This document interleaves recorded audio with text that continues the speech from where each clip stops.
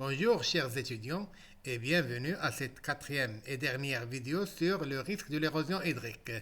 Dans cette vidéo, nous allons voir les méthodes d'étude de l'érosion hydrique.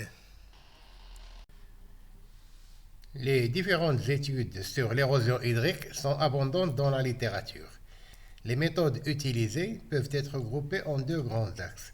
Un axe qui consiste à estimer qualitativement l'état de dégradation des sols, c'est-à-dire à décrire les processus et les formes de l'érosion qui affectent la surface et à les cartographier, ou bien à hiérarchiser un terrain en fonction de sa vulnérabilité à l'érosion. Un deuxième axe qui s'attaque à la quantification des matériaux évacués, c'est-à-dire à estimer les quantités évacuées, soit simplement à leur emplacement initial, soit de les suivre et de les estimer, de les quantifier au cours de leur transport par les réseaux hydrographiques ou bien après leur dépôt dans des retenues de barrages ou bien dans des lacs.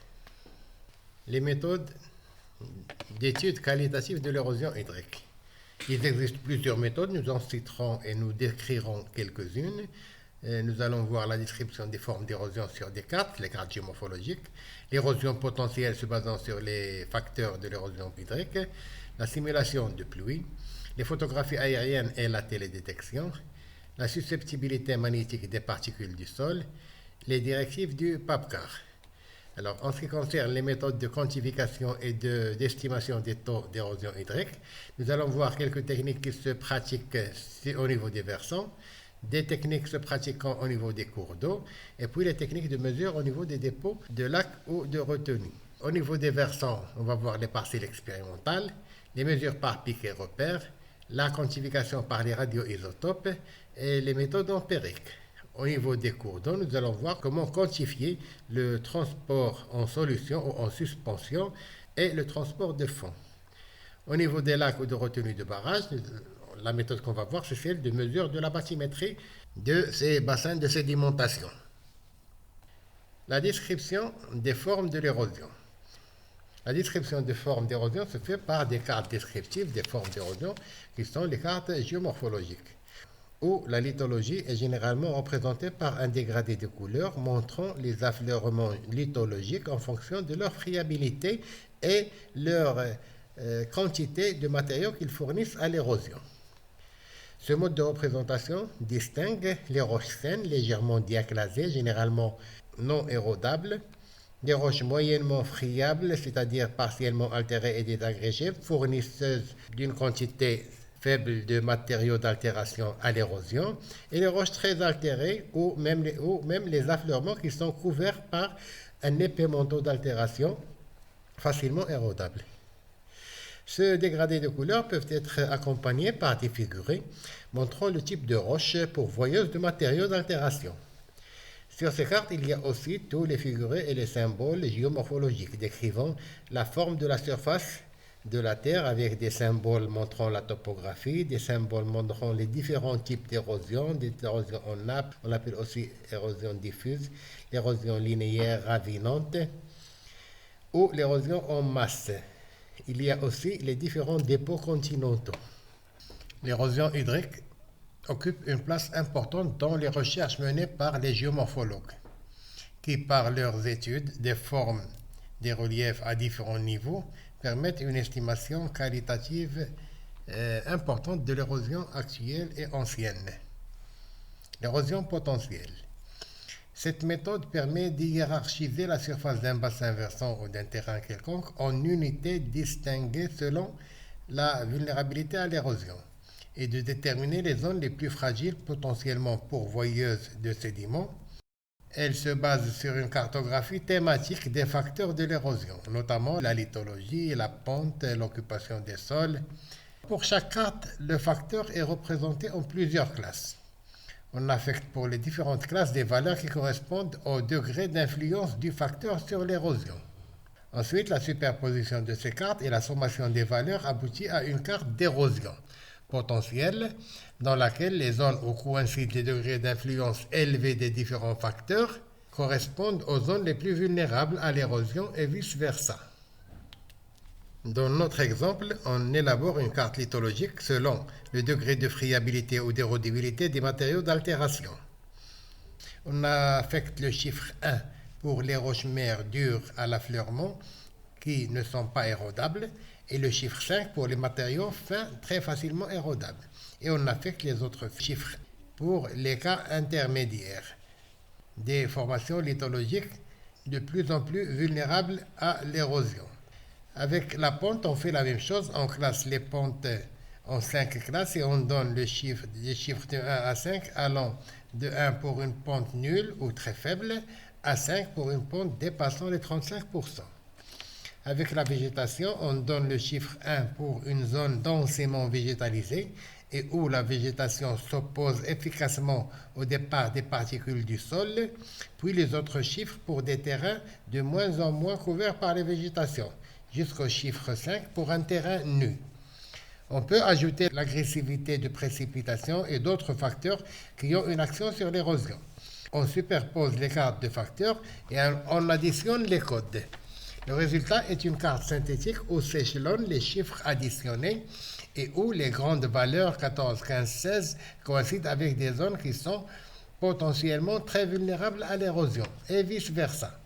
On peut regrouper les chiffres en un certain nombre de classes plus restreintes pour établir une carte plus claire des zones les plus fragiles et qui nécessitent des interventions d'urgence pour lutter contre l'érosion.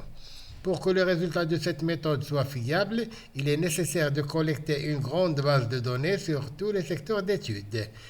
Bien que cette méthode donne généralement de bons résultats, c'est une technique qui a été délaissée car d'après les critiques, l'influence de chaque facteur ne peut être réduite à une suite arithmétique de chiffres. Elle peut être logarithmique ou exponentielle ou même irrégulière. En plus, la technique ne tient pas compte de l'interdépendance des facteurs. La troisième méthode de l'étude qualitative de l'érosion est la simulation de pluie. La technique est pratiquée aussi bien au laboratoire que sur le terrain. Elle se base sur l'utilisation d'un arrosoir qu'on peut régler en intensité des précipitations. Selon le simulateur utilisé, la surface impliquée peut être de 1 à plusieurs mètres carrés et la hauteur des chutes de gouttes d'eau de quelques décimètres à quelques mètres. On examine le comportement du sol dans le temps, durée de l'expérience, des points de vue de l'infiltration, du ruissellement. On répète l'expérience pour différentes situations de pente, de végétation, de type de sol, d'humidité initiale. Le but de cette technique est de quantifier l'érosion, mais les résultats restent valables seulement pour comparer les réactions des différents types de sols, sous différentes occupations de sol ou bien sur différentes pentes. Les pertes en sol mesurées restent difficiles à extrapoler sur de grandes surfaces et surtout plus délicates à comparer avec celles causées par la pluie naturelle car il est pratiquement impossible de réunir toutes les caractéristiques de la pluie naturelle, en particulier la vitesse du vent, l'énergie et l'angle d'impact des gouttes qui tombent de beaucoup plus haut. Les résultats sont généralement présentés sous forme de graphiques d'infiltration, de ruissellement, de turbidité des eaux, de ruissellement recueilli à un exutoire. Des analyses sont effectuées sur les caractéristiques des sols pour déterminer leur relation avec le taux d'érosion. Les photographies aériennes et la télédétection. La comparaison entre les photographies aériennes à basse altitude, prises à quelques années d'intervalle, qu'on appelle études diachroniques, peut fournir des informations sur l'évolution des grandes formes d'érosion, progression des ravins, mouvement de masse, divagation des méandres, sapement de berges, etc. Elle permet la détermination des volumes d'érosion ou des dépôts, la taille des zones d'érosion active et le déplacement des sédiments le long des pentes.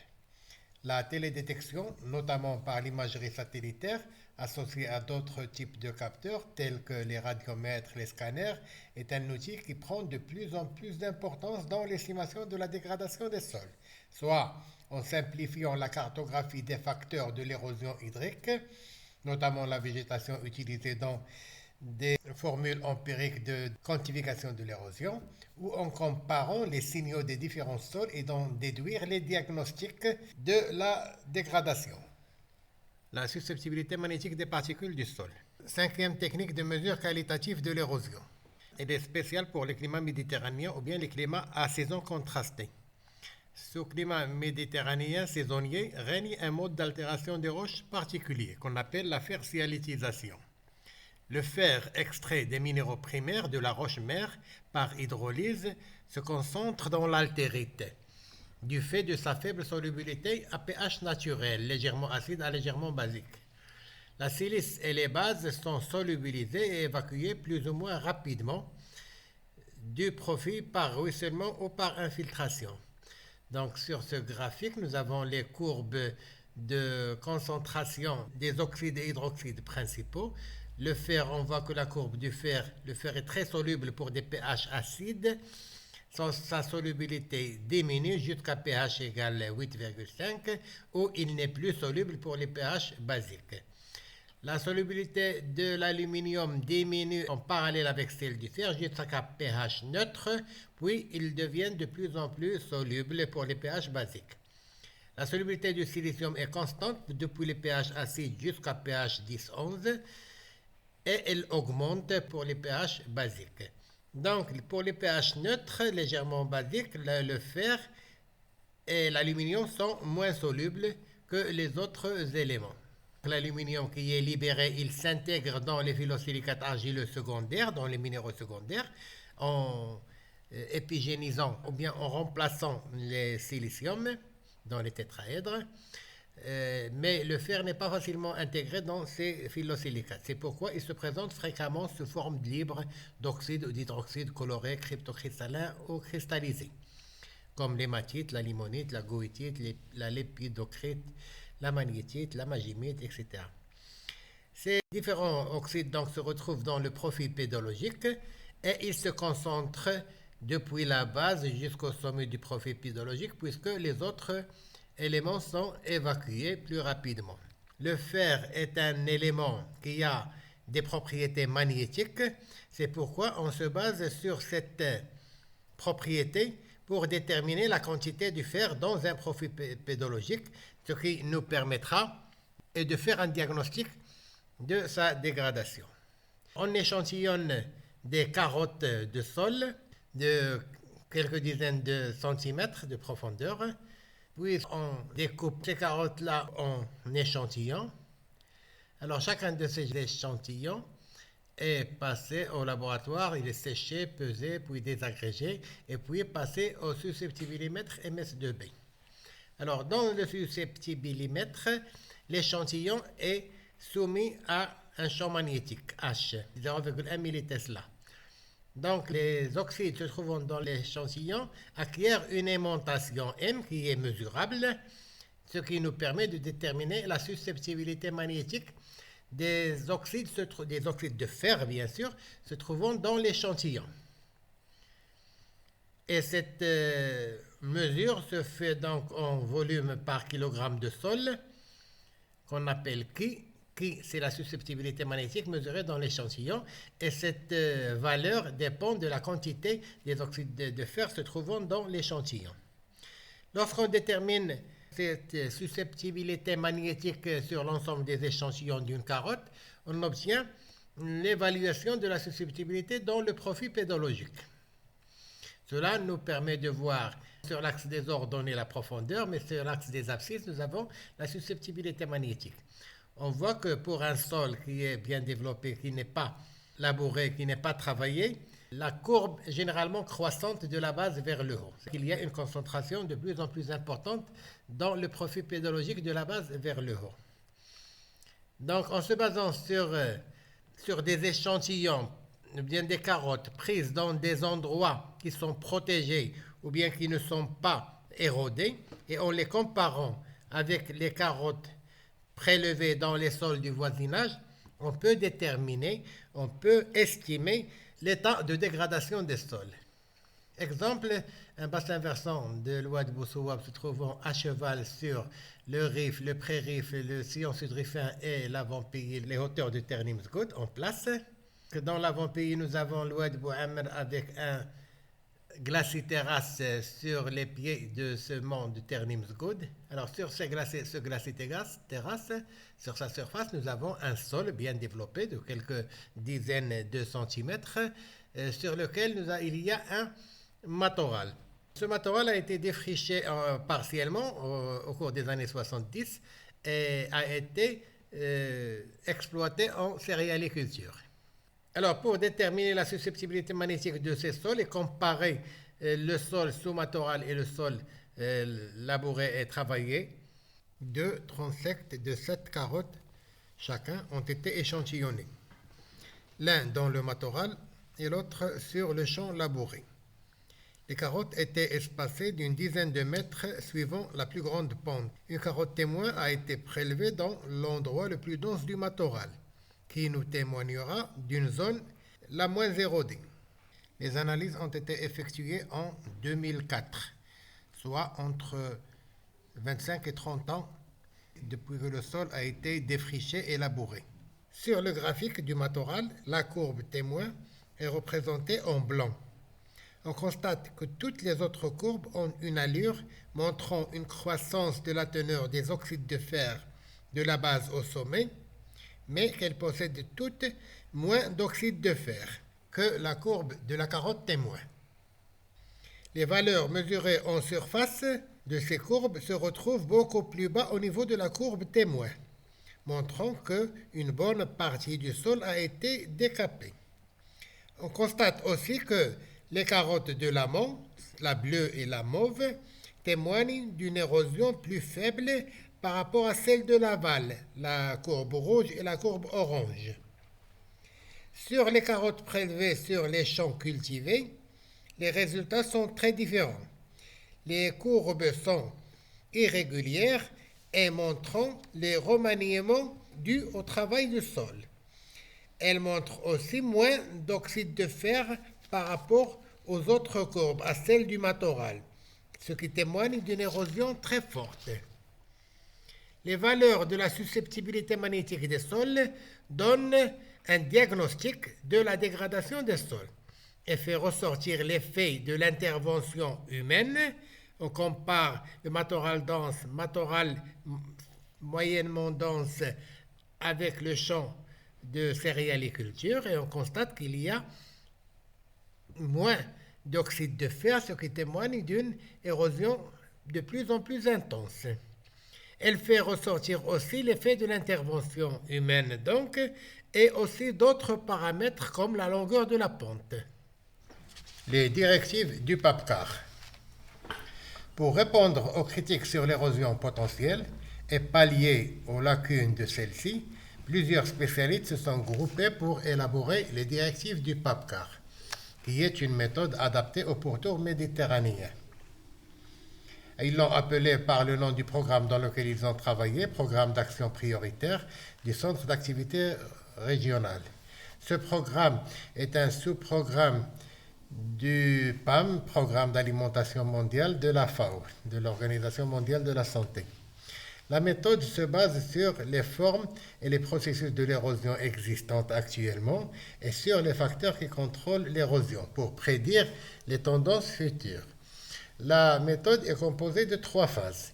Une phase prédictive qui aboutit à l'élaboration d'une carte des états érosifs basée sur les facteurs. Une phase descriptive qui produit la carte des formes réelles de l'érosion existante. Une phase d'intégration où les deux cartes fusionnent et forment la carte consolidée de l'érosion qui va permettre d'établir une carte des tendances et de prédire l'évolution future des sols. Alors la première phase est la phase prédictive. La phase prédictive consiste à la détermination des états érosifs par la cartographie et la modélisation des facteurs qui contrôlent l'érosion, tels que l'érodibilité et la protection du sol par la végétation. Donc la première carte est la carte de l'érodibilité des sols. On sait que plus la pente est forte, plus les manteaux d'altération des roches sont rajeunis par l'érosion. Cela est admis scientifiquement. On doit donc tenir compte de la vitesse d'altération des roches et de la friabilité d'un terrain et de la pente pour voir la quantité de matériaux qui seront érodés. L'érodibilité d'un sol exprime le potentiel donc de ce sol à fournir des éléments à l'érosion. Et la carte d'érodibilité est le résultat de la superposition de la carte des lithofaciès et de la carte des pentes selon une matrice élaborée statistiquement. Pour déterminer l'érodibilité des sols d'un terrain, il faut travailler sur la pente et la lithologie. La carte des pentes est classée en 5 classes selon les directives du PAPCAR, qui disent qu'au-delà de 12%, la pente influence très activement l'écoulement et au-delà de 35%, c'est un facteur prépondérant.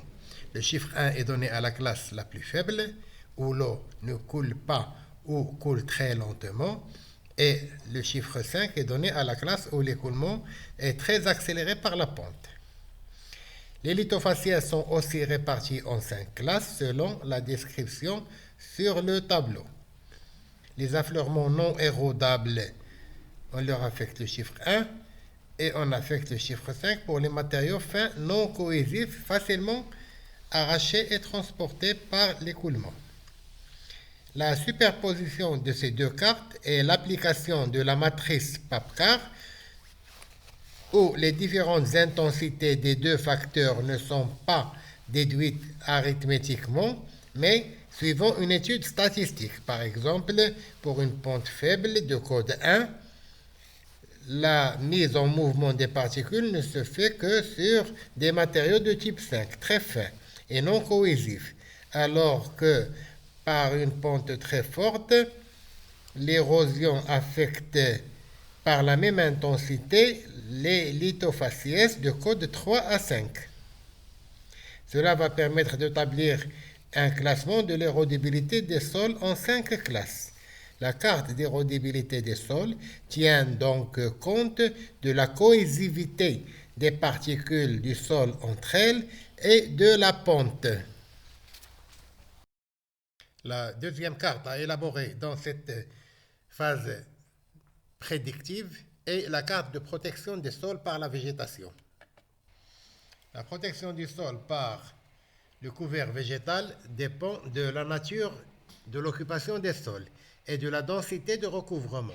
L'élaboration de la carte de protection des sols est faite par la superposition de la carte d'occupation des sols et de la carte de densité de recouvrement. La végétation protège les sols par deux paramètres différents. Le type d'occupation des sols, c'est-à-dire que les différentes espèces végétales diffèrent par leur port, leur feuillage, leur réseau racinaire, qu'ils soient herbacés ou arboricoles, qu'ils soient naturels ou anthropiques.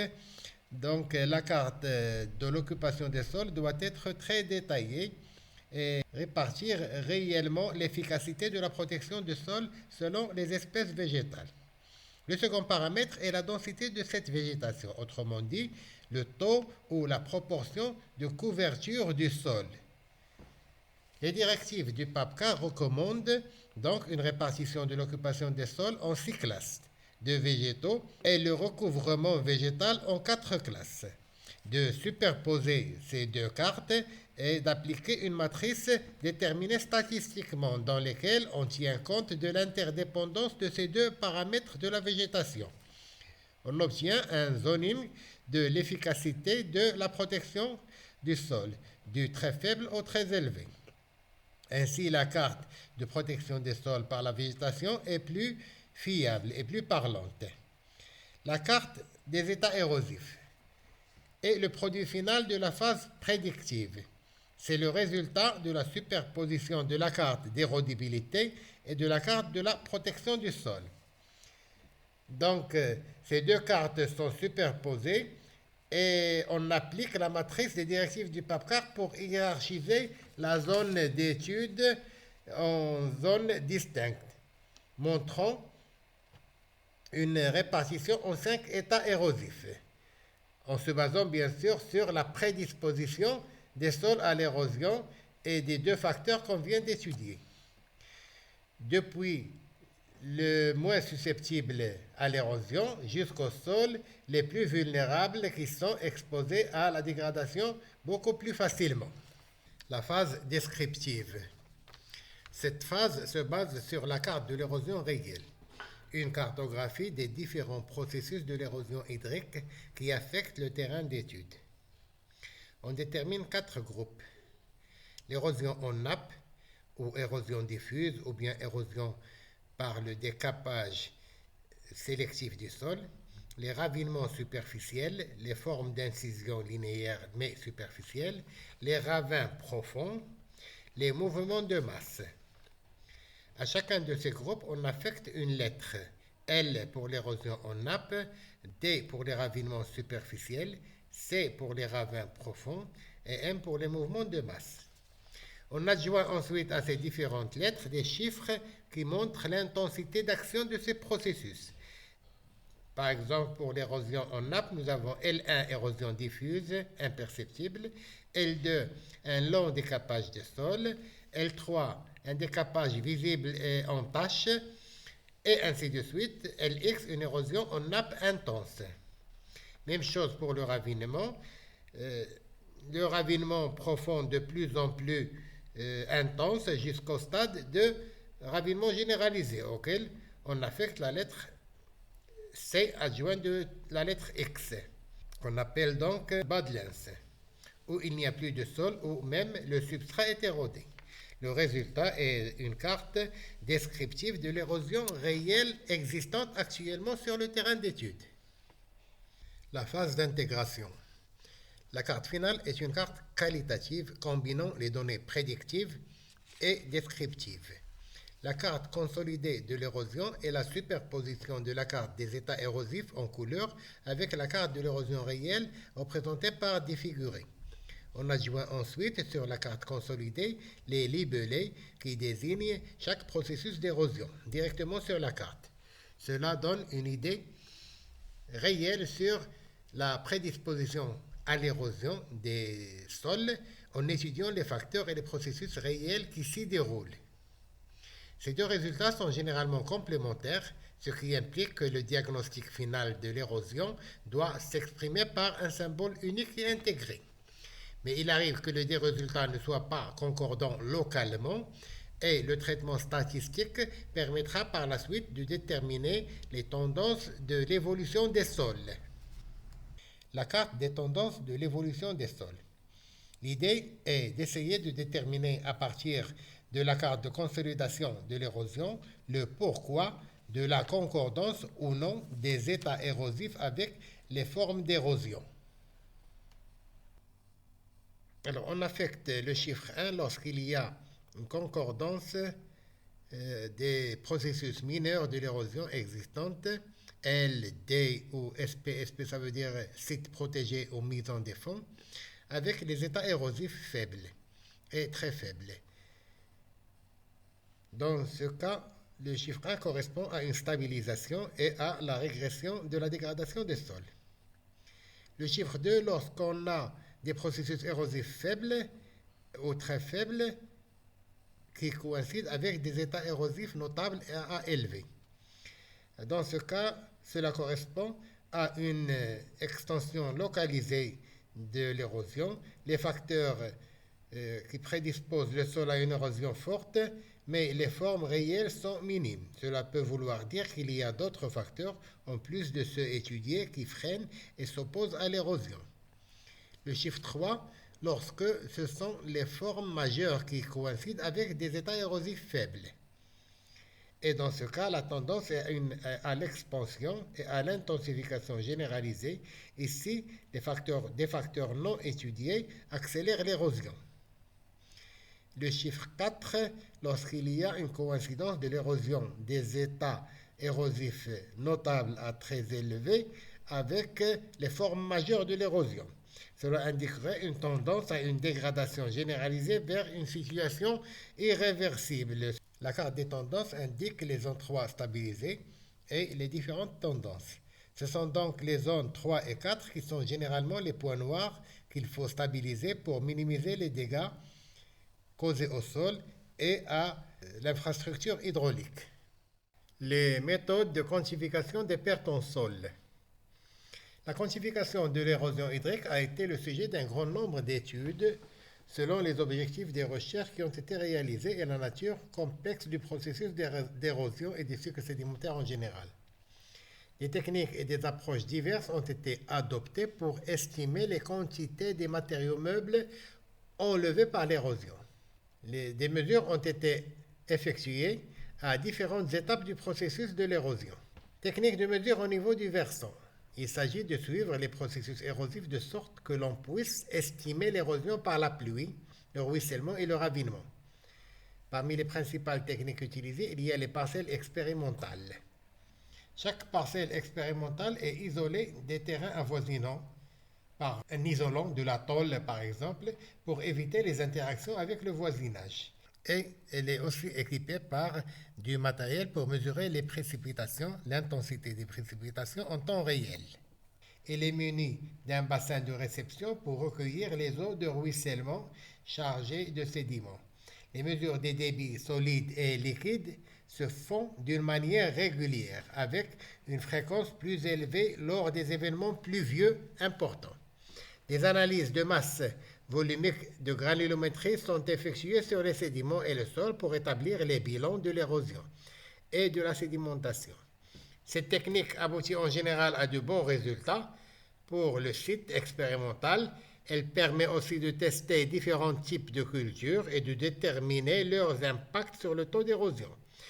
La technique des parcelles expérimentales a permis à Wichmeyer et Smith d'établir l'équation universelle des pertes en sol. Cela a nécessité des milliers de parcelles fonctionnant sur plusieurs années. Mais les résultats ont encouragé les aménageurs à utiliser cette équation un peu partout dans le monde. Les mesures par piquet-repère.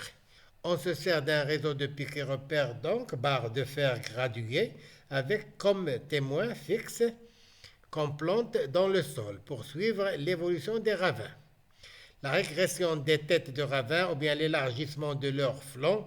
Pour la quantification de l'érosion en nappe, on installe un réseau serré de repères sur des surfaces du sol et on suit les modifications qu'on lit directement sur les graduations des piquets repères. Elle est valable aussi bien pour l'érosion que pour le dépôt.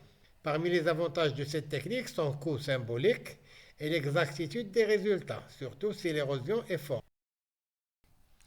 Estimation des taux d'érosion par le radioisotope césium-137. Le césium-137 est un isotope radioactif artificiel qui a été introduit dans l'atmosphère par les essais des bombes nucléaires. Il retombe par la suite à la surface du sol par les précipitations.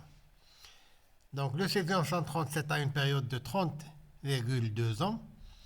On utilise aussi comme isotope radioactif pour quantifier les taux d'érosion le plomb 210 qui a une période de 22,3 ans. Le maximum des retombées du césium-137 a été enregistré en 1963. Il est par la suite devenu insignifiant grâce au traité international interdisant les essais thermonucléaires. Donc après la création de la bombe atomique, plusieurs essais ont été faits après la Deuxième Guerre mondiale. Il y a un premier pic en 1957. C'est à partir de là que les négociations ont commencé pour diminuer ces essais thermonucléaires. Et un accord devait être signé en 1963. Cela n'a pas empêché les puissances de l'époque d'augmenter leurs essais pour les arrêter en 1963, ce qui a donné ce pic en 1963 de césium-137 dans l'atmosphère.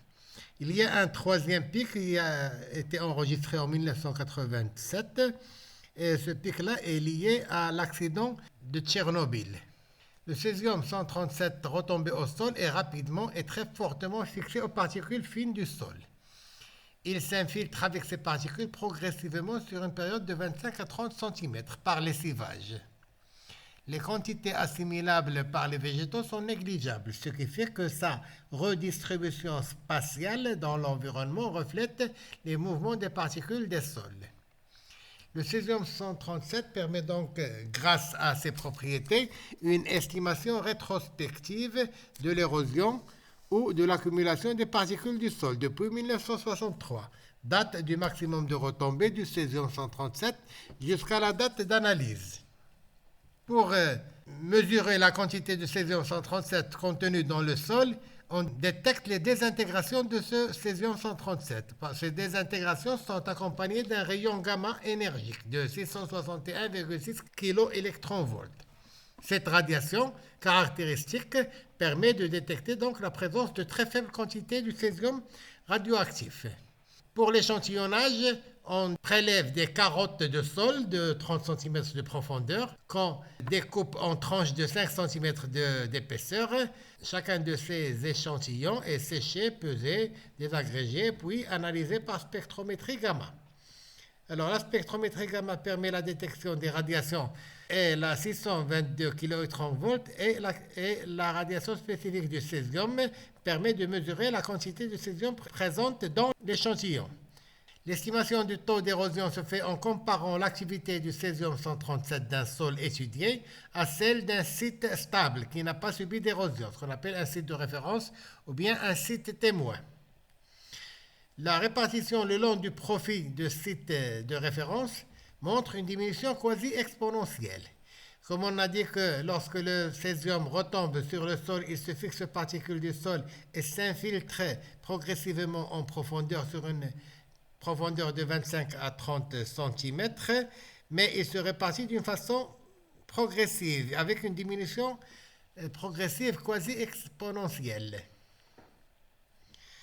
La présence d'un tel site près du secteur de recherche permet de comparer l'activité totale du césium-137 et de calculer les pertes ou les gains en terre selon les modèles de conversion, parce que c'est valable aussi bien pour l'érosion que pour la sédimentation. Alors, les modèles de conversion, ce sont des formules qui ont été déduites statistiquement à partir des calculs des quantités du césium et des matériaux. Alors, l'exemple qu'on va voir, c'est le même qu'on a vu pour la susceptibilité magnétique des particules du sol. 2 transects ont été prélevés sur 2 sols d'occupation différentes.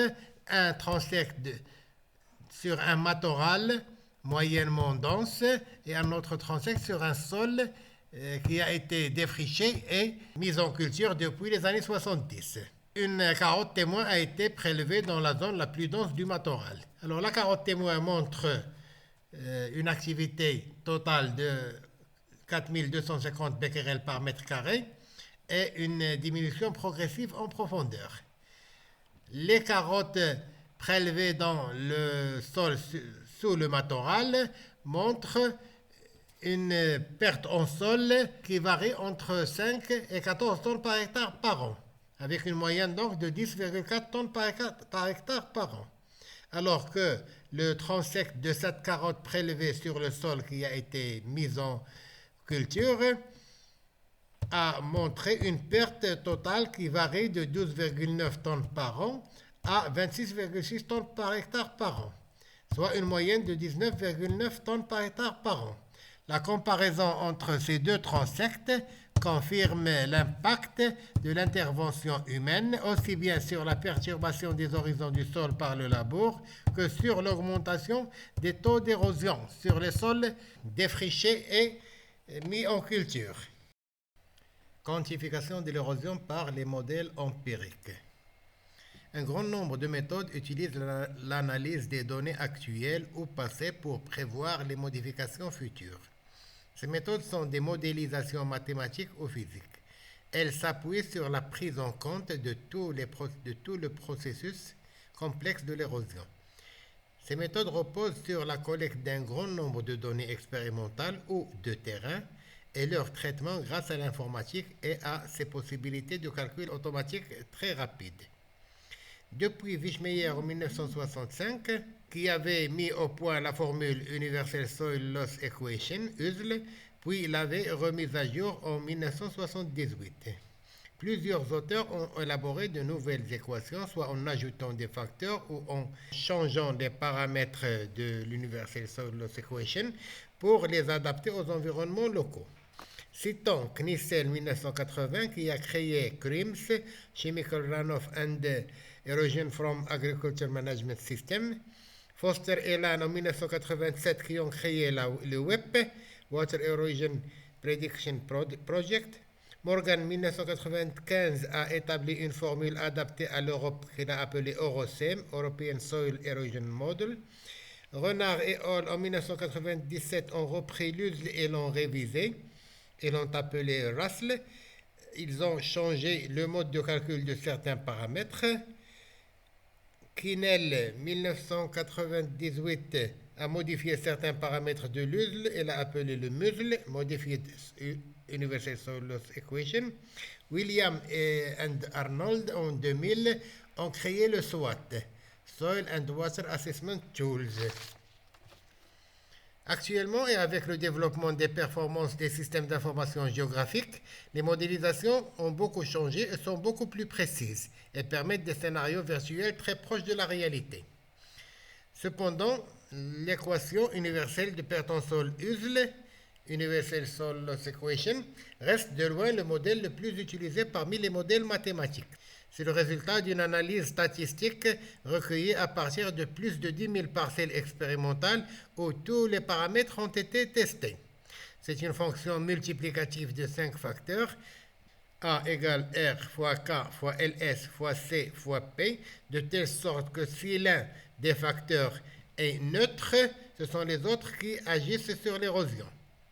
Alors A, c'est le résultat recherché, c'est la perte en sol en tonnes par hectare par an.